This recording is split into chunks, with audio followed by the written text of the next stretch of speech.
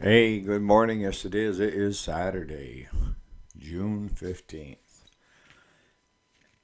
I see you guys are enjoying the flipping, you know, and it's a great way to get into the business without having to repair and deal with customers, right? I mean, you're going to have to deal with selling your item when you get it fixed, right? But I know a lot of guys that will do this and they'll fill their garage with all this stuff. And then, like at a spring auction we have up here, an annual spring consignment, they'll haul all their stuff to that, or we have auctions every Thursday night, household auctions where it's consignment. You can bring in whatever you want and drop off. I've seen them use that, utilize it. So, and when you buy it at an auction, what's the first thing you hear out of the auctioneer? You are buying as is, where is. And that's why a lot of them like that, because if they sell it to somebody on the street or a neighbor and it doesn't work, most often the case, at least what I've found with the smaller guys, is that for some reason these customers that had bought this feel that they should maintain that lawnmower, that push mower, what have you, for the whole summer, and you know, I, when you sell something, you give them a bill of sale and make sure on that bill of sale it says you're buying as is, where is. If you want a warranty on it, it's going to cost you a heck of a lot more. And as Claude says, if you really want a warranty, go to Lowe's, Home Depot, Tractor Supply, and get a brand new one. That's the best way to get a warranty.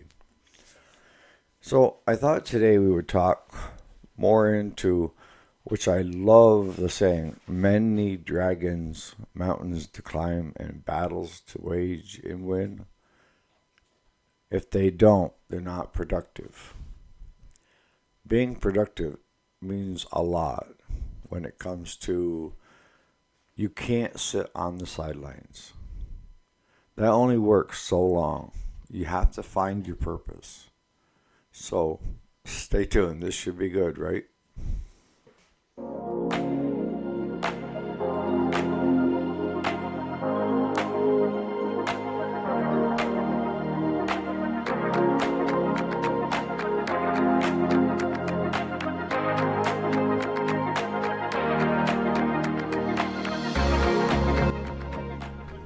All right, welcome back. If you didn't already know it, my name is Eric, and this is the weekend. We do the weekday, Monday through Friday, and that's available podcast as well as the weekend for personal development, how tos, and so forth. So, welcome to the channel. So, the saying of men need dragons to slay, mountains to climb, battles to wage and win. That Steve put that in the comments. I love it. I don't know where you got it, or if that's something that's gonna stay with me, because that's a one hell of a mantra, and it's so true these days. And even years ago it was, but I think we run into a snafu with COVID with our younger guys, and this isn't just for I'm picking on younger guys. I'm saying that if it wasn't your fault that you got taken out of the game, all right? But now it is your fault that you're not back in the game. And the biggest reason that a lot of people don't get back into the game is fear of failure. And that fear of failure can be a lot of pressure, right? Because everybody wants to succeed, right? But if you talk to anybody that's successful, they'll tell you they have more failures than wins. And I'm no different. When I was milking cows, when I first started, I went to college when I was 18, and my wife and I were expecting a baby, so I took a year off from college and went to work, and I never went back because I had to work to support my family. And I hustled, and I enjoyed the farming life. I hadn't been around it up until that point, other than I lived in a rural town, but I lived in town, you know. And during the summer, my grandmother's friends, a couple of them had farms, and we'd go out to visit, and I would run with their kids out in the field while grandma was visiting with her friend. And I just loved it. The wide open spaces and, looking for salamanders under rocks in the creeks and fishing. And so, but my wife was a farmer from a farming family. She was third generation. And they did dairy, and they also did beef, and they also did pork. And so her and her family introduced me to the farming side. When I was 17, going on 18, my wife and I met. And I decided this is what I need to do, right? But with no background, no history, the banks weren't going to give you money to go buy a hobby farm or a dairy farm. You had to have experience. So my first job, I worked from 5 in the morning till 9 o'clock at night, 6 days a week. And for those 6 days a week, I got $75. I started out morning and night milkings for $50 for the week, but then I did full time. I got 75. And 75 was a good chunk of money back then. But back then, our rent was 150. So it took 2 weeks of work just to cover the rent. And we had a single wide trailer, 2-bedroom, that we rented.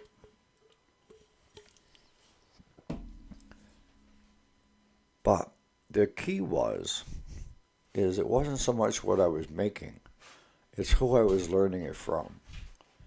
And she was one of the best farmers I ever met. She knew what she was doing.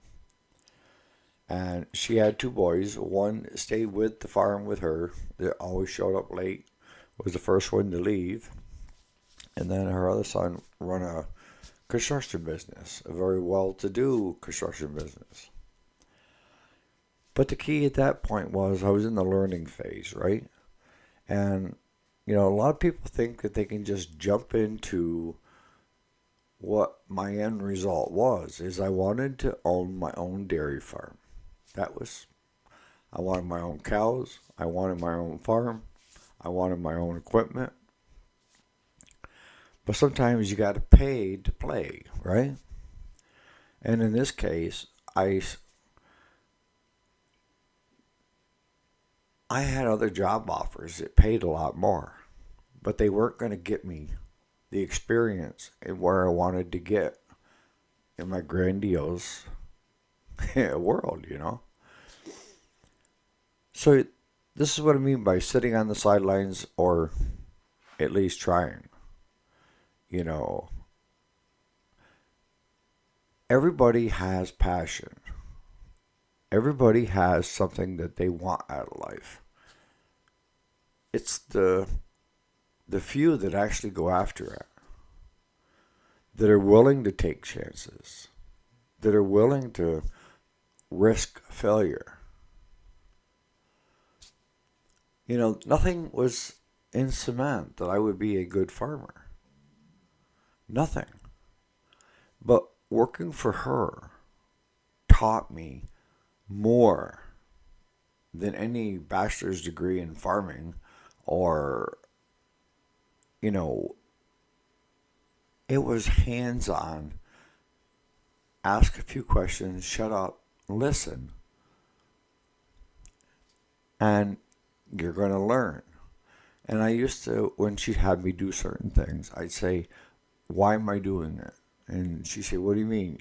Why are you doing it? I said, no, it's not questioning why I'm doing it. I'm wondering, why do we need to do X, Y, and Z, And I think you're right, but I'm trying to formulate in my head how to become a successful business dairy farmer. And she would laugh. And from that point on, she didn't take anything personal because she didn't want any slack talk back. That wasn't her class. But she saw the willingness on my part to really want to learn, that I was genuinely sincere, and I let her know what my passion was and what my end goal was. And she said, I think you'll make it there, Eric. But you got to put in the time. You got to work hard. Being a farmer is not a 9 to 5 job with weekends off. Before you make that leap, you have to understand that you still have to milk the cows 7 days a week. You still have to feed the animals 7 days a week. You have to take care of your animals 7 days a week. If you got a cow having a calf in the middle of the night, your ass is going to be up in the middle of the night with that cow and calf, right?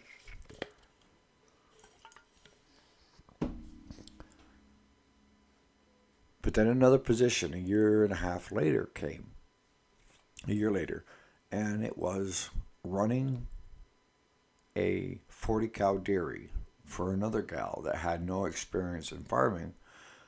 Her husband had bought these 2 farms and had passed away, and she was from Quebec, I think, but he was into the old cars, so she was driving a lot of the old cars and stuff.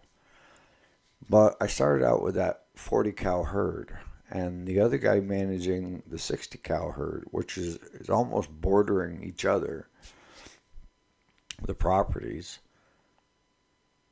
decided that, because he had worked for her husband and he wasn't too keen on taking orders from a woman.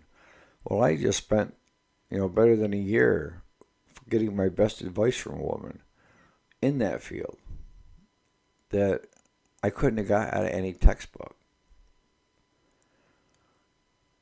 So he got pissy one day and he went up and he told her that he was going to quit. And because he had a quick temper. So she come to me and she said, he says he's going to quit. I said, let him. She goes, what do you mean? I said, I think you're going to make more money if you take and let him go. I'll move into the big house with a big farm.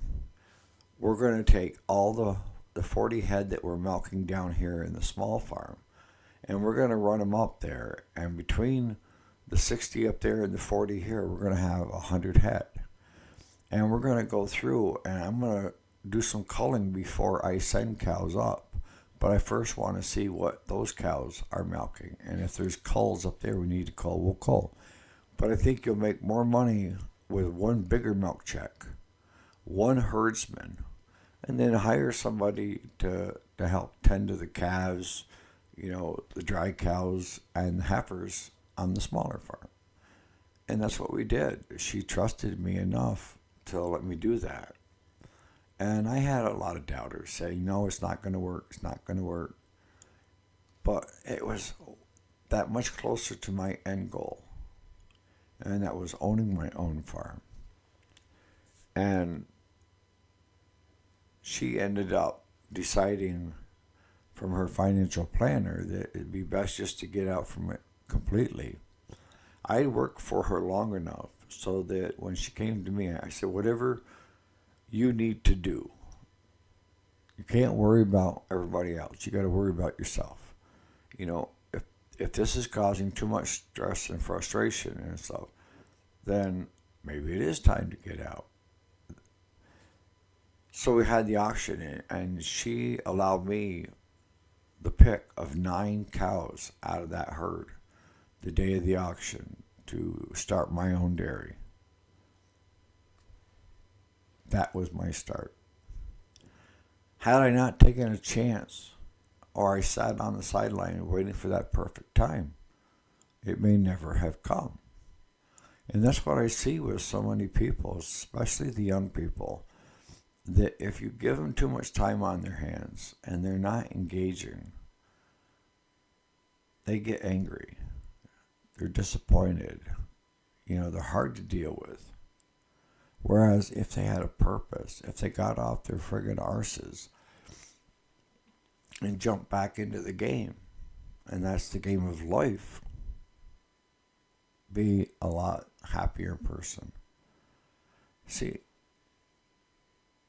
you could sit on the sidelines and wait for the most opportune to show up, right? And good chances are, if you're doing that, you're going to wait a lifetime and then you're going to be too old to do it.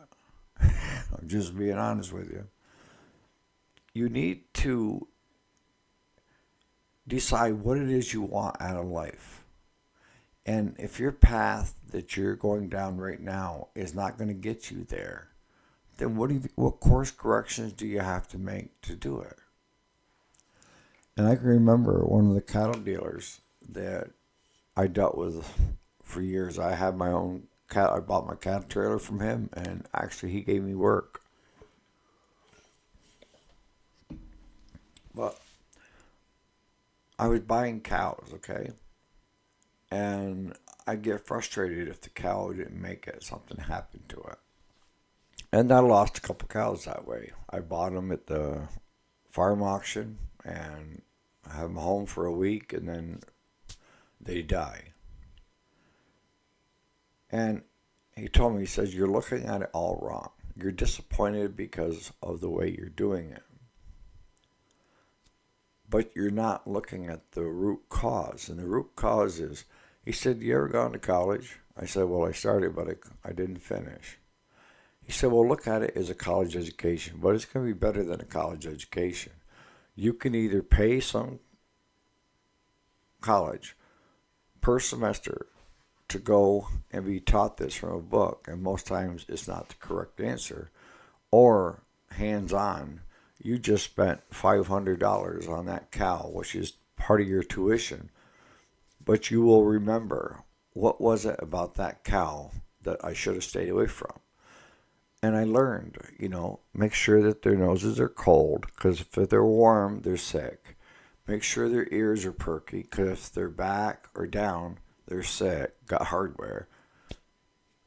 How are they carrying themselves in the ring? Are they hunched? If they're hunched, good chances are they have hardware. And they're not going to live that long. That's why the people before got rid of them, because a vet told them, get rid of them. Send them for beef. But they knew that beef wouldn't be the highest price, so they sent them for dairy. And, they say there's a fool made every day. And that's what I felt like until Ralph told me, think of it as a college education. You're in the game. That's half the battle.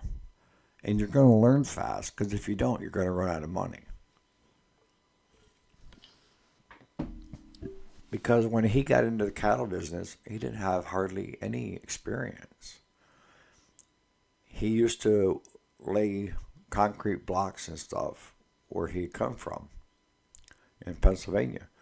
And now he was in his semi-retirement, so he took the money that he had saved and was buying and selling cows and putting them out on contracts to certain people with an interest rate and a markup on the cows.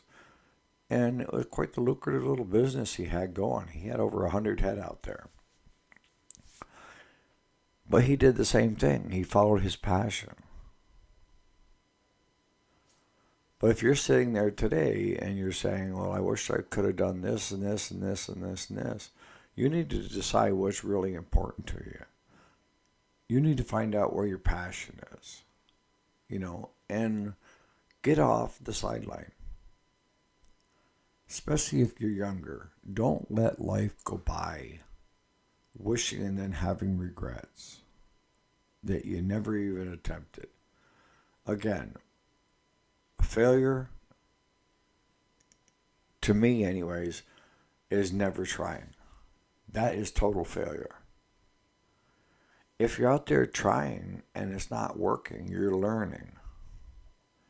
And it may take you a few extra times to learn something. Whereas with me, I learned it fast because it was getting expensive, right? But you can't expect to know everything. And you have to expect to have setbacks and failures in life. We all do. But it's how we react once it happens. If you give up, then you have failed. But if you take it apart and look at it and decide which way you want to do, that's life. And that's why you hear in so many of my videos not to have any regrets. I'm not telling you to quit a $100,000 a year job and decide to start repairing bicycles. No. I'm saying keep that job, but start repairing bicycles on the side and build the business. Nights and weekends. You don't need to do a complete leap, right? But if you haven't got anything to lose and you're first starting out, which is somebody younger, and you need the experience, it's going to take time. And you need to get with people, somebody that can offer you that experience to learn. So on that note, I'm going to start finishing it out. Love the comments, guys. Keep them coming. If there's certain videos that you enjoy watching, when it comes to flipping, I've been flipping a little bit of everything. Mostly small engine, go-karts, mini bikes, snowmobiles, mowers, for better than 50 years. And it's a way for me to make a few extra bucks. And I'm not willing to invest in some company that's stock market. But what I am willing to invest in is me. Because if I screw up, it's on me. I did something wrong. Where they could totally screw up and the stock market could crash and you're out all your money. All right, guys. Have a great Saturday. We'll probably see you here bright and early tomorrow morning with another one. Today is hay day. We're going to knock down both. We're going to have two tractors running. Claude's running the small. I'm running the big one. And we're just going to try to hit 2 farms. Get that all on the ground. Because it's supposed to be a stretch out to almost July 3rd of no rain. So we're going to go balls to the walls while we can. All right. Catch you guys later.